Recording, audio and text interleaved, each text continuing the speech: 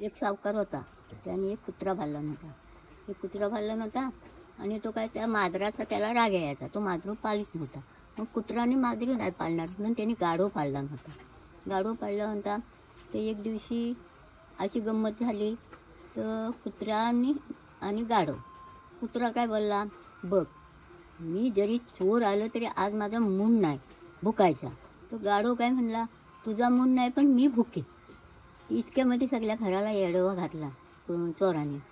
तो कुत्रा काय म्हणला, मी कशाला भुकू, माझा मूड नाही, मला कधी ताजी भाकरी देत नाही. तुझं कितीतरी लाड करतात सावकार, पण मला काय ते ताजी नाही, दर दिवशी शिळीच भाकरी देतात. तर तो काय म्हणला, तर तू नाही भुकलास तरी चालेल पण मी भुकणार. तर आता ते चोर आलं तसा गाढव ओरडायला लागला, वा वा करायला लागला. आता तो सावकार झोपला होता. तो सावकारानं काय केला, एक मोठा बांबू घेतला आणि त्या गाढवाला मार मार मार त्याच्या कांड्या मोडून टाकला. तो कुत्रा काय म्हणायला लागला, कशाला तू फालतूगिरी केली, उगाचच्या उगाच झाला, शेवटी कांड्या मोडून घेतल्यास. अरे जानू काम त्यानू, आता मी नाही भुकला म्हणून काय तू असा केलास, पण तुला मारच मिळलं ना, काय खाऊ मिळलं नाही.